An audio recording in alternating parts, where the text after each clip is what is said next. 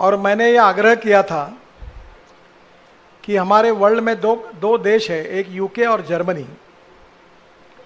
उसमें एक एटोबॉक्स करके कंपनी थी और उसी कंपनी के लेग्स उस समय अच्छे थे।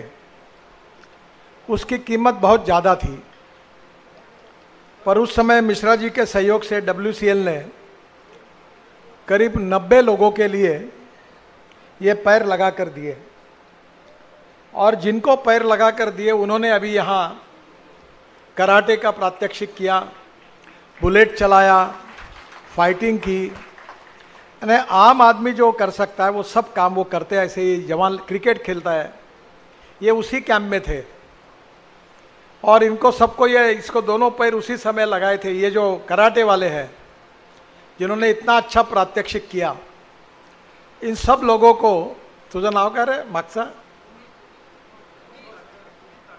सुमित काटे साठे। ये लड़का मेरे पास आता था और मैंने कहा कि तुम इसमें सब लोगों की लिस्ट तैयार करो, और WCL ने इन लोगों को ये पैर लगा कर दिए। कितने अच्छे हो गए, आप देखो, इनका जीवन बदल गया।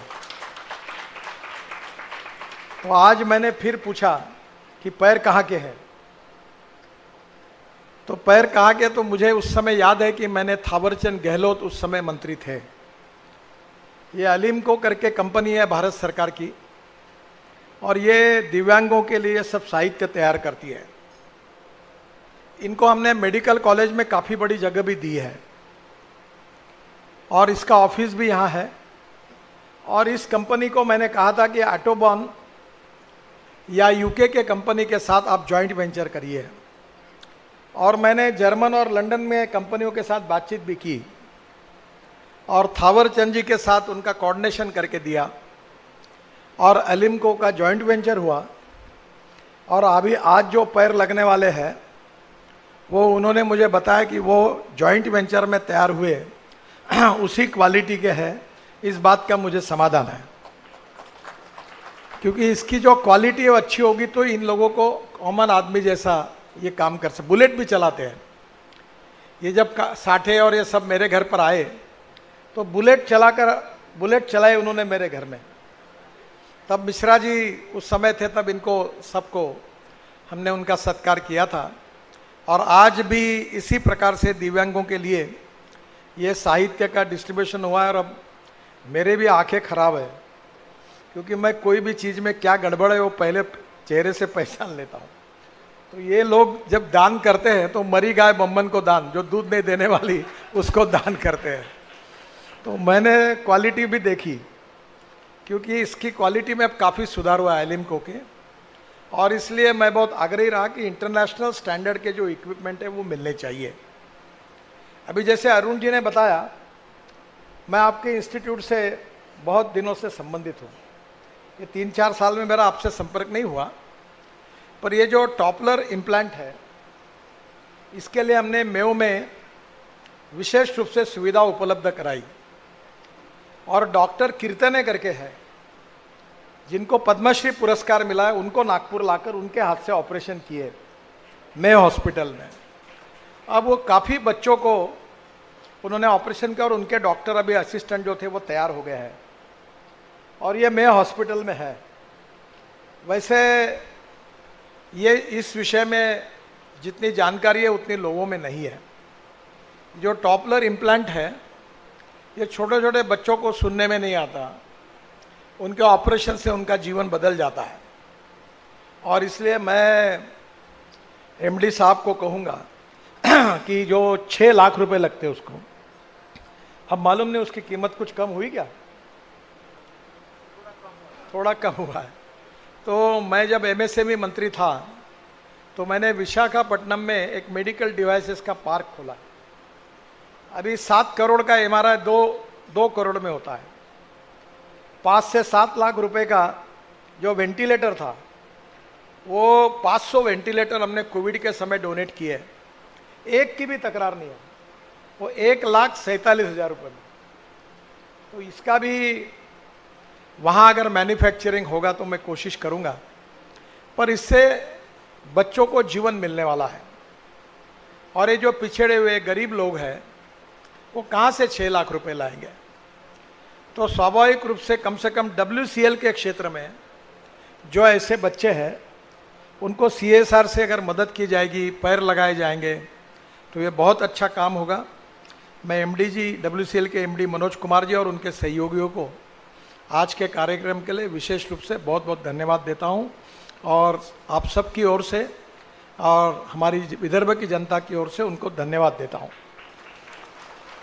एक महत्वपूर्ण बात है कि एलिम्को के द्वारा, भारत सरकार के द्वारा राष्ट्रीय वयोश्री योजना में ये जो ट्रेड यूनियन के लीडर सब बैठे हैं, मेरा उनसे अनुरोध है कि जो आपके रिटायर्ड कामगार है, उनकी पत्नी है, गरीब लोग हैं, सीनियर सिटीजन है, दिव्यांग है, ऐसे सब लोगों को भारत सरकार की ओर से फ्री ऑफ चार्ज हम लोग स्टिक, कुबड़ी, श्रवण यंत्र, 3 चाकी खुर्ची, दाताची कवड़ी, चष्मा, कमरेचा पट्टा, संडास खुर्ची, मानेचा पट्टा, ये सब फुकट दे रहे हैं। और इसके लिए मेरा अनुरोध है, अभी तक 18,000 लोगों ने नोंदणी की है। तो WCL के क्षेत्र में जितने आपके 60 साल के ऊपर ज्येष्ठ नागरिक है, उनका आधार कार्ड अगर लेकर आप आएंगे और ऐसा कैंप करेंगे तो आपके भी 1000 लोगों को ये फुकट में देने के लिए हम तैयार हैं। और मुझे लगता है सभी यूनियन के लोग अगर इसमें इंटरेस्ट लेंगे तो काफ़ी गरीब कामगार जो बेचारे रिटायर्ड हुए हैं उनको ये सब साहित्य मिलेगा। 8 दिन और इसके लिए बढ़ाया है, मैं खुद उसका मॉनिटरिंग करता हूँ, और नागपुर महानगर पालिका, जिलाधिकारी सब इसमें काम कर रहे हैं। और इसी योजना को नागपुर जिले में करने के लिए मैंने आग्रह किया है और भारत सरकार से उसके लिए अनुमति भी मिली है, ताकि आपके क्षेत्र में भी ये कैंप होगा तो फ्री ऑफ चार्ज सबको मिल जाएगा। तो दिव्यांगों को भी सामान मिलेगा, सीनियर सिटीजन को भी मिलेगा। तो मुझे लगता है जरूर इसमें आप सब लोग सहयोग करिए। जहाँ तक WCL ने कोल के क्षेत्र में और प्रोडक्शन बढ़ाना चाहिए, ये मेरा उनसे अनुरोध है। और मैं ये ट्रेड यूनियन वालों के सामने बता रहा हूँ इसलिए क्योंकि ये बाद में नहीं तो झंडा लेके आपको और तकलीफ देंगे, तो इनको पता नहीं होगा कि भारत सरकार के डिसइन्वेस्टमेंट कमेटी का मैं अध्यक्ष भी हूँ और फाइनेंस से मिनिस्टर उसके सदस्य है। और प्रधानमंत्री का आदेश है कि जो लॉस मेकिंग है, काम नहीं कर रहे, उनको डिसइन्वेस्ट करो। अभी मैग्नीज्योर ऑफ इंडिया का डिसइन्वेस्टमेंट बड़े मुश्किल से मैंने बचाया, और इसलिए आने वाले समय में प्रोडक्टिविटी बढ़नी चाहिए। ये जो प्रशासन है 4-4 साल फाइल लेके बैठता है और एक एक बात के लिए परमिशन लेने के लिए दिल्ली लेटर भेजते रहते हैं। अभी तक अगर ये काम 6 महीने में होता तो देश में कोयले की शॉर्टेज नहीं होती। अब देश में कोयला इंपोर्ट करना पड़ रहा है, और इसलिए जहाँ कोल है वहाँ माइन खोलना तुरंत, इसके बारे में कार्रवाई होनी चाहिए। और वो माइन से जितना प्रोडक्शन होगा, तुमाने जी ने कहा कि मार्केट में कोल की प्राइस बढ़ी है, इसका WCL को फायदा नहीं है। जिस दिन ये 12,000 रुपये में बेचेंगे उस दिन बिजली तुमको 14 रुपये यूनिट मिलेगी। अभी तुम्हारे कॉन्स्टिट्यूंसी में बिजली मिल रही 5 रुपये 6 रुपये यूनिट में गरीबों को। इसका कारण ये सस्ता कोयला देते इसलिए मिल रही है। तो इनके रेट कोयले के कभी नहीं बढ़ाना, नहीं तो सब तकलीफ हो जाएगी। तो ये प्रायोरिटी सेक्टर में विशेष रूप से हम सबको बिजली मिलती है और ये कोयला मिलता है, इसलिए ये मिलती है। अब ये बात अलग है कि कोयले के साथ ये पत्थर भी बेचते हैं। और महाराष्ट्र सरकार, मुझे मालूम नहीं, पर अभी शायद एक दावत जीत गई है 2-2.5 करोड़ का, बराबर है ना? शायद अभी कोई केस जीती है, क्योंकि नासिक में और कोराड़ी में इनके स्मारक के रूप में खूब पत्थर पड़े हुए हैं, और पत्थर कोयले के भाव से पत्थर भी चले जाते हैं। और ये जो इनका टेस्टिंग है, ये जो ये बोलते हैं उससे 2 डिग्री नीचे ही होता है। ये अगर 4000 कैलोरिक वैल्यू कहेंगे तो वो 3000 निकलता है, 3200 निकलता है, क्योंकि ग्रेडेशन सिस्टम में जो टेस्टिंग है ये होता नहीं।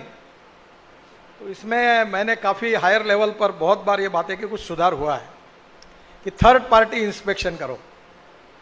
और थर्ड पार्टी में जो सोना है तो सोने का भाव लो, चांदी है तो चांदी का भाव लो। तो अब धीरे धीरे इसमें काफ़ी सुधार हुआ है। एक 2 दिन 3 दिन पहले मेरे यहाँ कोल सेक्रेटरी और मंत्री जी की मीटिंग हुई थी और उसमें काफ़ी अच्छे निर्णय मंत्री जी ने लिए हैं। तो आने वाले समय में कोल प्रोडक्शन बढ़ाने को उन्होंने और एक अच्छा निर्णय किया, जिसका कृपाल जी ने उल्लेख किया है कि जो माइन बंद पड़ी है, इकोनॉमिकली नॉन वायबल है, उसके बारे में मैंने WCL MD से जानकारी मांगी थी और मैंने उस समय एक पत्र देकर प्रहलाद जी के साथ बैठकर मीटिंग करवाई और मैंने उनको कहा कि जो आपको नॉन वायबल है, अगर कोई प्राइवेट वाला आता है तो देकर देखिए, उतना कोल का प्रोडक्शन बढ़ेगा। तो उन्होंने वो पॉलिसी लाई और अब 100 कोल माइन का ऑक्शन हुआ है, जिससे नए रोजगार निर्माण होंगे और उसका फायदा होगा।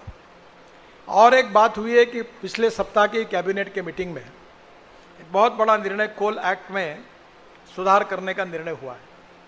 अब जो खाली जगह है उसमें कोल बेस वॉशरीज लग सकती है, वहाँ मीथेन के लिए फैक्ट्री डाल सकते हैं। अभी अमोनियम नाइट्रेट का शॉर्टेज है, ये जो कोल प्रोडक्शन कम हो रहा है इसका कारण अमोनियम नाइट्रेट नहीं है। और मैंने जब इसका अध्ययन किया तो देश को 30 lakh ton 35 lakh ton ammonium nitrate लगता है और हमारे देश में 6 से 8 लाख टन ही होता है, बाहर से आता है। तो कोयले से मिथेनॉल और मिथेनॉल से अमोनियम नाइट्रेट, मिथेन से अमोनियम नाइट्रेट बन सकता है। और मुझे मंत्री जी ने, सेक्रेटरी ने बताया कि आपके क्षेत्र में उन्होंने मिथेन बनाना और अमोनियम नाइट्रेट बनाने के बारे में उन्होंने आपके इस क्षेत्र में हमने अनुमति दी है। तो मेरा आपसे अनुरोध है कि ये भी आप करिए। दूसरा, मिथेन से यूरिया बनता है जो हमारे देश में 50,000 करोड़ का हम इम्पोर्ट करते हैं। इसके साथ मिथेन से DME बनता है और अमेरिका में जो हमारा LPG गैस का सिलेंडर है उसमें 20% DME डाला जाता है, तो हमारा गैस सिलेंडर 30-40 रुपये सस्ता होगा, तो गरीबों का फायदा होगा। तो ये सब बातें मेरा अनुरोध है कि केवल WCL ने नहीं, प्राइवेट सेक्टर में भी लोग टेंडर निकाल कर बुलाइए और उसमें ये शुरू होगा तो विदर्भ के युवाओं को रोजगार मिलेगा, हमारे यहाँ प्रगति होगी, विकास होगा और हम सब लोग उसी के लिए काम कर रहे हैं। तो निश्चित रूप से पर्यावरण का भी विषय बहुत महत्वपूर्ण है और मेरी अनुरोध है अभी आशीष और कृपाल जी से, क्योंकि तुम्हारा राज है महाराष्ट्र में, तो अब हम कहाँ जाएंगे। तो अब ये मैंने बड़े प्रयासों से WCL की जो मिट्टी निकलती थी डंप, उससे सैंड निकालने की टेक्नोलॉजी लाई, इन्होंने सैंड निकाली। अब ये सैंड गरीब लोगों के लिए, कंस्ट्रक्शन के लिए सस्ते में देने के लिए तैयार है, पर महाराष्ट्र सरकार कहती है कि सस्ती नहीं बेचना, क्योंकि जो सैंड के माफिया है, जो माल दबाकर खा रहे और लूट रहे देश को, उनके फायदे के लिए ये कानून हो सकता है। अगर ये सैंड की कीमतें कम हुई तो गरीब लोगों को फायदा होगा और ये दुकानदारा बंद होगी सब घाटों पे, सब नेता उसी पे भिड़े हैं। तो गरीबों को सैंड सस्ती मिलनी चाहिए, ये आप हमारे प्रतिनिधि है, आप भी है, तो बुलाइए और ये सब ब्लैक मार्केट बंद होना चाहिए, इसके लिए आवाज उठाइए, मैं भी उठाऊंगा।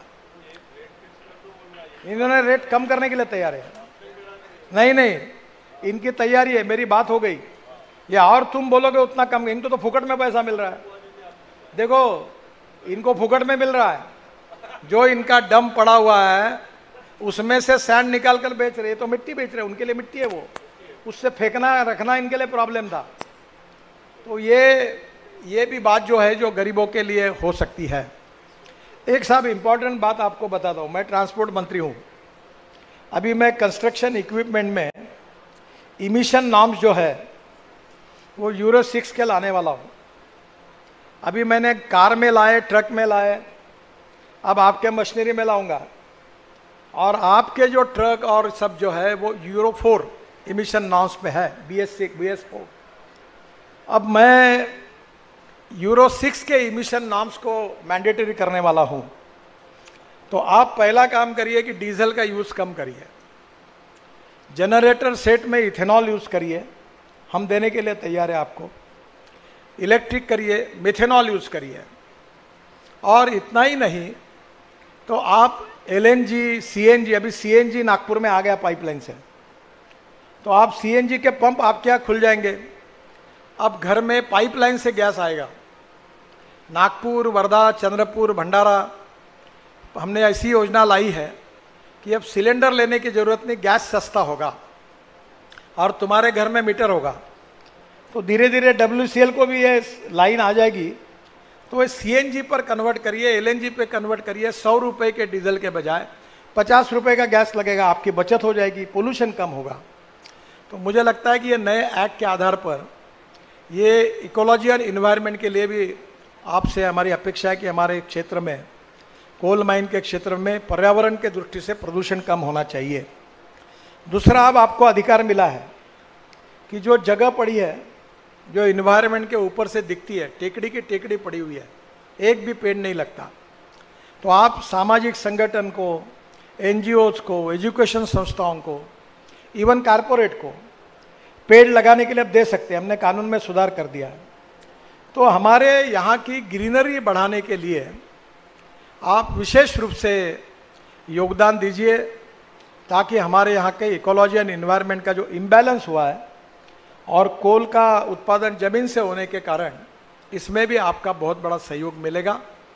कोल का प्रोडक्शन, जब मिश्रा जी थे तब उन्होंने मुझे बताया था कि हमने एक प्लान बताया था, अब आप है सर, इसको और कम से कम 20 मिलियन टन और बढ़ाना चाहिए, नहीं तो देश के लिए बहुत बड़ी समस्या आएगी, क्योंकि कोल की कमी से फैक्ट्री नहीं चल पाएगी।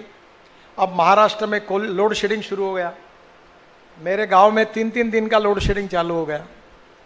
अभी किसानों के खेत को पानी नहीं मिलेगा, फिर पुराने दिन आएंगे। तो मेरा आपसे अनुरोध है कि कोल प्रोडक्शन वॉर फुटिंग पर आप बढ़ाएंगे तो पावर की कमी नहीं होगी। और पावर सेक्टर के लिए, इसके लिए आप सुरक्षित कोयला पहले प्रायोरिटी में रखिए, नहीं तो आने वाला समय और कठिन होगा। आपका निश्चित रूप से यहाँ के उद्योगों के विकास के लिए, यहाँ के जवान लोगों को रोजगार निर्माण करने के लिए बड़ा योगदान है। और आखिरी में आपको एक बात कहूँगा कि ये हमारे कर्मचारी हैं, इनको आप खाली जगह देकर स्मार्ट शहर जैसा बना हुआ है वैसा स्मार्ट विलेज आपके एरिया में बनाइए। इनको अच्छे घर बना के दीजिए, 24 घंटे पानी, सोलर पावर, ताकि इनका रिटायरमेंट का लाइफ भी अच्छी तरीके से जाए, इनके बच्चों को अच्छी पढ़ाई मिले, इनको मेडिकल की सभी सुविधाएं मिले। नहीं तो अभी जो आपकी कॉलोनी है वो उतनी अच्छी नहीं है, ऊपर से देखकर लगता है जानवर बांधने के लिए बनाई हो ऐसी लगती है। तो वो थोड़ी अच्छी बना के दीजिए, और ये सस्ते में बन सकती है, और ये पैसे ये भरेंगे तो जो सब जगह पर इनको अच्छी सस्टेनेबल डेवलपमेंट, बिजली, पानी, गार्डन, अच्छे प्रकार के ग्रीनरी, तो खेलने का मैदान, तो इनका भी लाइफ इसमें बहुत बदल सकता है। आप लगातार ये प्रयास कर रहे हैं, और आपके नेतृत्व में आने वाले समय में निश्चित रूप से WCL हमारे विदर्भ के क्षेत्र को प्रगति और विकास की ओर ले जाने में अग्रणी रहेगी।